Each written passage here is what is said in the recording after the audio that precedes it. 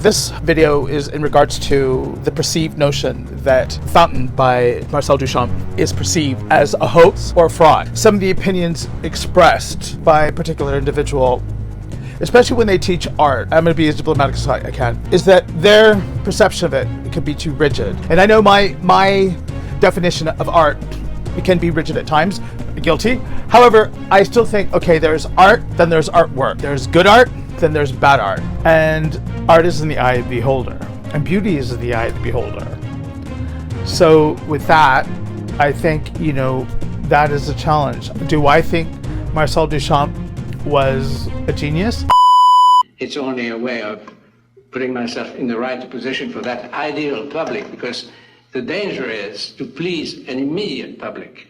The immediate public that comes around you and takes you in and accepts you and gives you success and everything. Instead of that, if you wait for your public that should come 50 years, 100 years after your death, that's the right public I want. It's a rather ascetic attitude. I can see that you...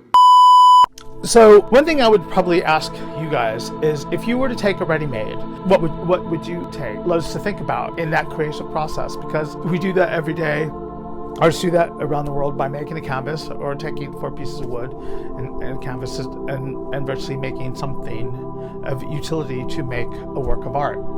If you think about it, as opposed to commissioning something like a sculpture and influencing people like Weiwei, Yoko Oh No, countless other Dadaists, Tracy Emin, the list goes on. And the prevalence and influences of this one guy literally taking the piss out of art. And an art instructor saying it's... Tanner, no, it's stupid. It's completely stupid. What? Oh, no, she did not. Yeah, it's silly. It's ridiculous. And to call that art is, I think, an insult. And How's so it an insult? It's an insult to all the people who actually make art. You can't put it on the same level. Just like if I go out on stage and sing 3 notes out of tune with no practice, no devotion, no commitment to that craft, it is an assault to all the people.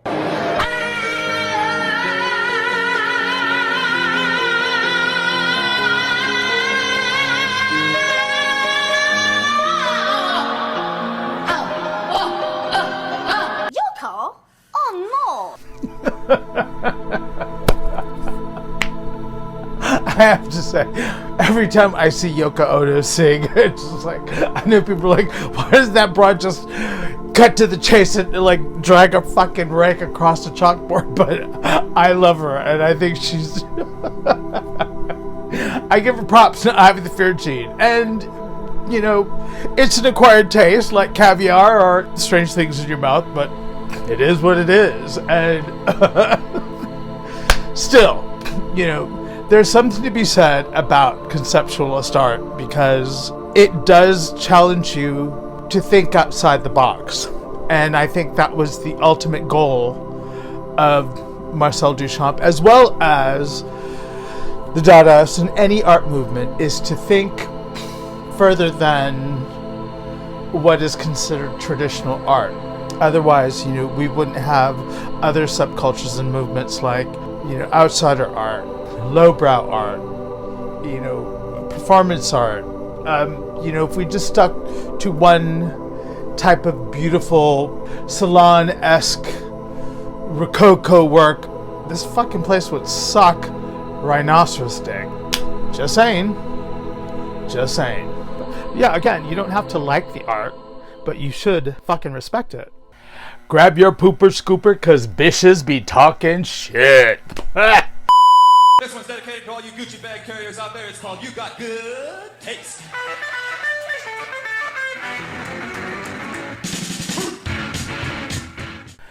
Hello everyone, welcome back to my channel.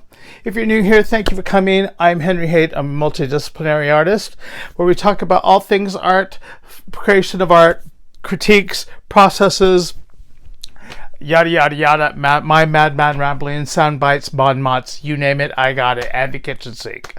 Anyways, thank you for coming and welcome. Don't forget to hit that like and subscribe button if you're new here to keep up on all the updates. I'll wait. Anyways, my pronouns are... But I pops flavor and I drip sauce. And... That says justice is your mama. And if you're feeling a little sexy, my mood is... Hey, sure, I'll do it for $50. All right. Okay. Today's video is going to be, on my last video, I talked about the good, the bad, and the ugly art on YouTube and things that I found.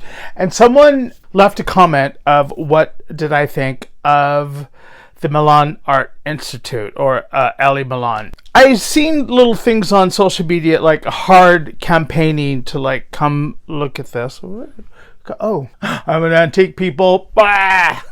Anyways, I looked on, I've seen these ads on Instagram as well as on YouTube of this. And then I came across a Reddit about this TV show. So I looked at it, and the more I started to discover, Elli Milan is a painter and an art instructor. And she did a video that kind of put my back up a little bit. And it was on Marcel Duchamp. As a fraudster, was he a fraudster or a genius? Her opinion of it. Lessen it. If anything, it makes it more valuable. If somebody, some authority figure, or the masses of population have gone so delusional that they put this on the same level as the statue of David, then that is a very strong statement, not against the person who created that, or against the thing itself. That's a strong statement against culture or the masses that have said that this is just as good as the statue of David. Degradation of culture. Now he's deemed the father of conceptualism.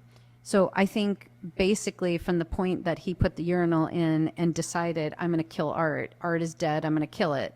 And I'm going to kill it for the world. Tanner, no, it's stupid. It's completely stupid. Through what I just said, all things are art, therefore there is no art, right? So that movement we've paid a huge price, and it's literally influenced so many artists and so many creators and so many people, non-creators, so many antagonists to creation. That's why we've had this postmodern movement, this modern movement, the ugly buildings, the ugly art, the ugliness, the perversion, the disgusting things that people have put out there. Art being a man standing under the staircases screaming sexual obscenities as women descend the staircase. Oh, yeah. And he brought it back to Duchamp, nude descending the staircase. His postmodern twist on nude descending the staircase and how he was able to call it art. Otherwise, it would be a pervert standing on the stairs yelling sexual obscenities at women.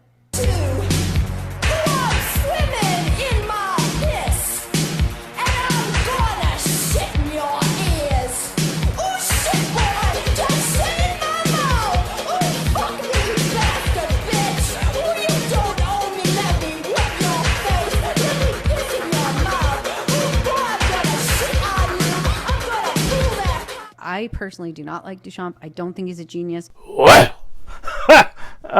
what can I say?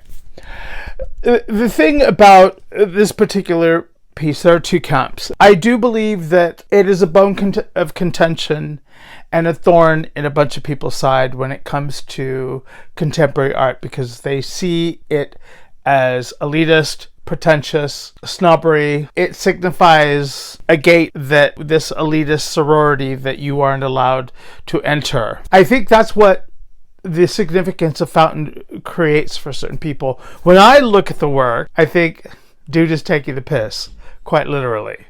And irony of it is that it challenges the perception of what art is. Elli Milan keeps going on about the beauty and stuff, and all fair and good.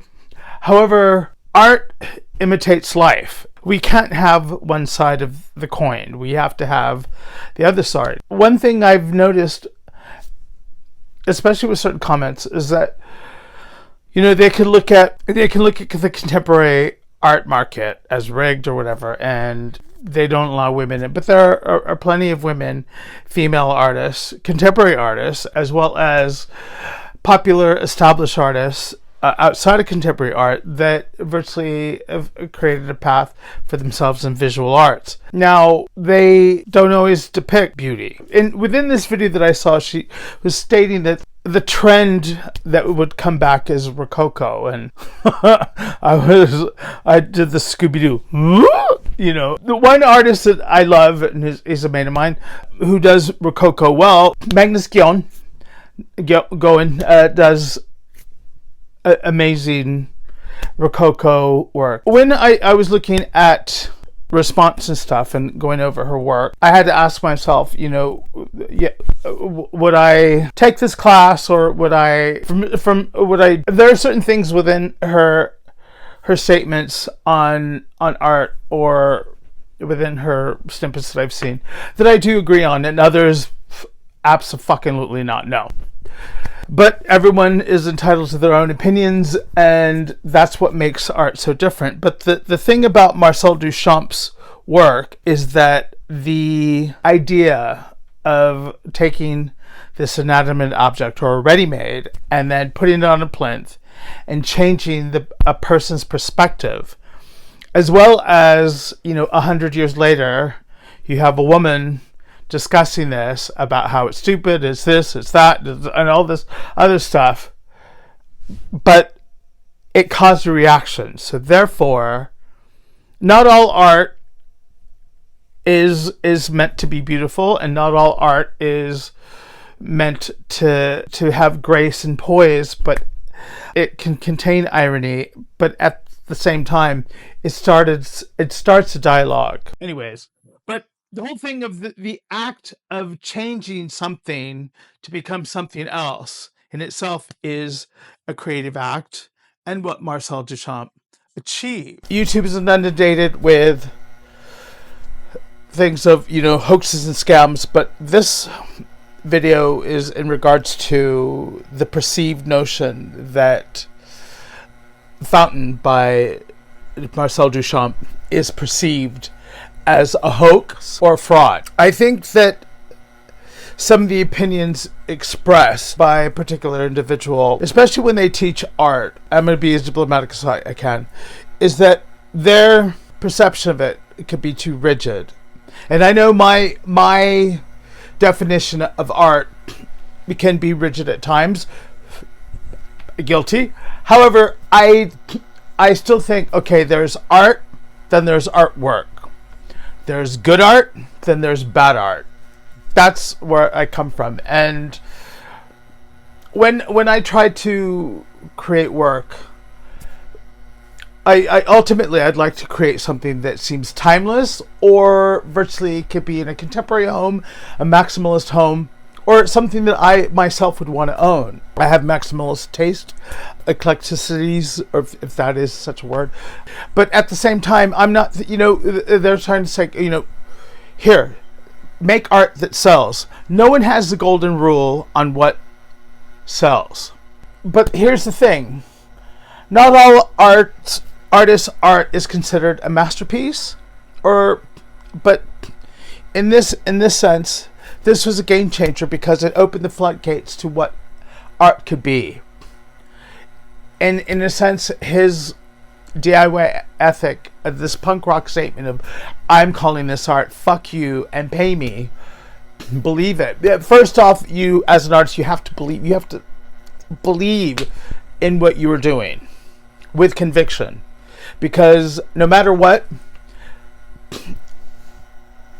buyers aren't going to believe you, collectors aren't going to believe you, gallery directors, art consultants aren't going to believe you if you don't believe in your own shit. And like one of my favorite sayings goes, keep in mind that I'm an artist and I'm sensitive about my shit, but when I talk about my artwork, I fucking believe in it 100%. And that's what Marcel Duchamp does. Not everyone has to believe it, because he can say, well, fuck you, just walk away. And this is where an artist has to get a thick skin. Okay. And with looking at Elli Milan's show, videos, and looking at one of the things, she could critique this work, but we kind of in this really weird thing in social media and YouTube, where there seems to be this gold rush where people giving, you know, I'll make money giving classes, but at the same time, I don't necessarily think a lot of these people who give classes are that talented or virtually have a broad scope of good art, or what good art is, in the sense to really challenge the pupil. When I was training my tattooists and apprentices, one of my apprentices, David Barkley, who still tattoos now, he used to call me Pei Mei because when he said it, I I liked it, because Pei Mei is pretty badass. But I got this reputation in the tattoo industry as being a hard ass, or Miranda Priestley. But the weird thing was that I was trying to open the breadth and the vision of my apprentices to understand the full spectrum of not only tattooing but art in general, so that when someone comes to them, their vocal vocabulary as well as visual vocabulary is so far and wide that their creative span works. And the thing that I found quite interesting with Elli Milan's painting show is that I kind of got the feeling that either these were pupils that were in her, that took her courses, and because they all kind of looked quite similar. And I forgot what they call it, the outstanding artists or whatever. And they had them all over a gallery wall, if someone said, "Oh, it's from one particular," I would have said, "Oh, okay, yeah, all right." But there was nothing really that indistinguishable. And unlike, say, like a show like Portrait Artists of the Year, which I love, and the thing I love about that is that they take amateur artists and professional artists, and they're given 4 hours, and virtually you can see the differentiation and how they produce the work and how different they all are. And the thing I love about, if you can see, you can watch Portrait Artists of the Year, and I applied 1 year and I wasn't accepted. I think it was 2022. I put in something for, I thought, why not? Yeah. Anywho, the thing I love about that show is that when the artists finish their work and they turn their easels around, my favorite thing is seeing the reaction of the sitter. And because that's what art does. And anyone who goes into an art gallery knows that when you go to an art gallery and you see the reaction on someone's face when they interact with an art, I just love doing that, more so than sometimes than the art. It depends on where I'm at in whatever world. When I saw the Mona Lisa for the first time, I was I looked at it for 30 seconds, but I was more transfixed on the people reacting to her. It was like they just see the Pope or Elvis, or in my case, Dolly Parton or Debbie Harry. Where there are very few people I would be very starstruck by, but watching their faces like they had just seen the greatest thing ever, that to me was far more interesting than seeing this painting behind an inch of glass. It was just like, and the thing is, what is art, and how do we decide what is a barometer? Because Marcel Duchamp's Fountain is a barometer to challenge the status quo and what good taste is. Art is in the eye of the beholder, and beauty is in the eye of the beholder.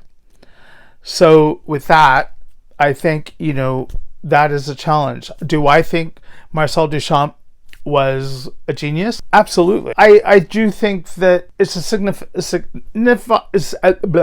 signifier of what art can be.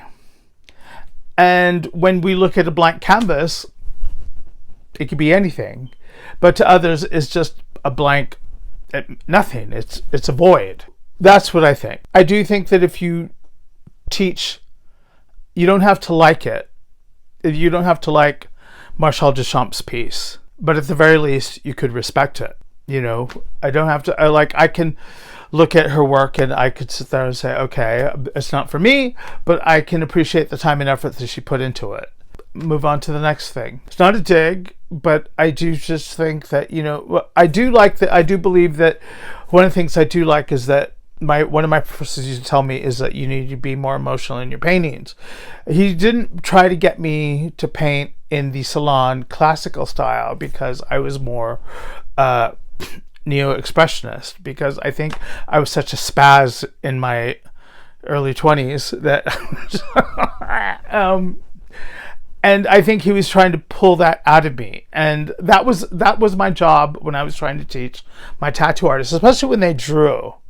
And one of the things I think you could try to do for yourselves as a great test is just take a paper bag, a shopping bag, crumple it up, throw it in the air, let it fall, and draw it, and see what you come up with. Easy breezy, lemon squeezy.